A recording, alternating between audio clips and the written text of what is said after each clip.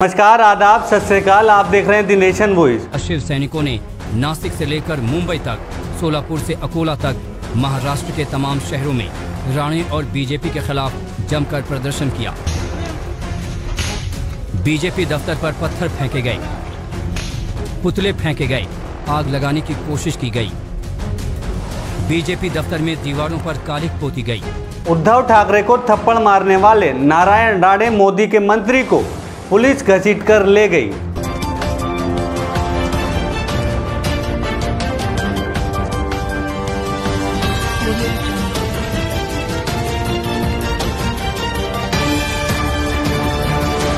भाजपा सरकार के केंद्रीय मंत्री नारायण राणे को जब पुलिस ले गई तब वो खाना खा रहे थे। वहां पर पुलिस ने उन्हें टिक्का भी पूरा खाने नहीं दिया और वहां से घसीट कर ले गई।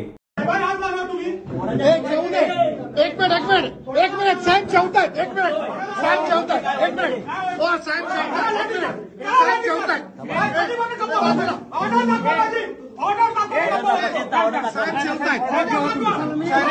चौथा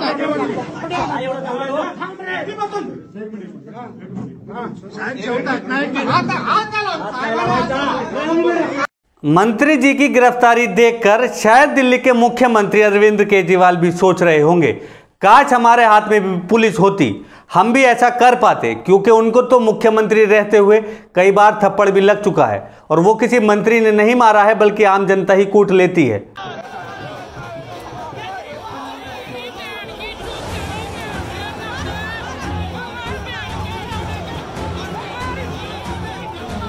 उद्धव ठाकरे केवल एक नाम नहीं है, ये एक साहस का नाम बन चुका है, जिस साहस के जरिए सही समय पर सही निर्णय लिए जाते हैं। उद्धव ठाकरे केवल एक नाम नहीं है बल्कि एक सिस्टम का नाम है, जिस सिस्टम के जरिए बीजेपी जैसी ताकत से लड़ा जा सकता है और खासकर बीजेपी को उसी की शैली में जवाब देने का कारनामा केवल उद्धव ठाकरे ही कर सकते हैं। यकीनन शिवसेना की राजनीति केवल क्षेत्रवाद और सांप्रदायिकता के इर्द गिर्द घूमती रहती है, लेकिन मौजूदा गठबंधन में रहते हुए उन्होंने जिस तरीके के कारनामे किए हैं वो भी काबिले तारीफ है। खासकर भाजपा के हिंदुत्व को उत्प्रेरित करने वाले लोगों पर जिस तरीके की कार्रवाई की गई है वो भी काबिले तारीफ है और इसी कार्रवाई के उदाहरण हैं नारायण राणे जो कि केंद्रीय मंत्री हैं, कंगना रनौत जो कि भाजपा की एक बड़ी प्रचारक और समर्थक हैं। आपको बता दें कि पहले तो अर्नब गोस्वामी की गिरफ्तारी, उसके बाद कंगना रनौत के ऑफिस को ढहाना और फिर केंद्रीय मंत्री नारायण राणे की गिरफ्तारी, ये कोई मामूली घटनाएं नहीं हैं। ये जनता को ये सोचने पर विवश करती हैं कि ममता बनर्जी और उद्धव ठाकरे में कौन ज्यादा साहसी है। नारायण राणे की गिरफ्तारी से ये तो सुनिश्चित हो गया कि गैर भाजपा शासित प्रदेशों में किस तरीके की मुश्किलें बीजेपी को सामने आ रही हैं। अब ये भाजपा नेताओं के लिए जरूरी हो गया है कि वो सोच समझकर बोले, किसी को थप्पड़ मारने की बात ना कहें और ना ही किसी पर व्यक्तिगत टिप्पणियां करें। आपको बता दें कि शिव सैनिकों ने मुंबई में नारायण राणे को मुर्गी चोर बताते हुए पूरे मुंबई में पोस्टर लगा दिए थे। इससे ये जाहिर हो जाता है कि महाराष्ट्र की जनता उद्धव ठाकरे को कितना पसंद करती है।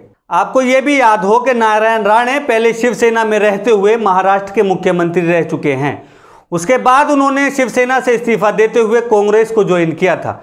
उसके बाद जो भी राजनीतिक मजबूरियां उनकी रही हों, उन्होंने कांग्रेस का दामन भी छोड़ दिया और फिर बीजेपी में शामिल हो गए थे, जिसके बाद उन्हें केंद्रीय मंत्री भी बनाया गया था। शिवसेना में रहते हुए नारायण राणे को उद्धव ठाकरे पसंद नहीं करते थे, लेकिन बाला साहब ठाकरे ने ही नारायण राणे को महाराष्ट्र का मुख्यमंत्री बनाने का विचार किया था, जिसका विरोध उद्धव ठाकरे ने उस समय किया था, लेकिन फिर भी नारायण राणे को मुख्यमंत्री बनाया गया था। आप ऐसी और बहुत सारी खबरों को देखने के लिए हमारे चैनल को लाइक करें, YouTube पे हैं तो सब्सक्राइब करें। धन्यवाद।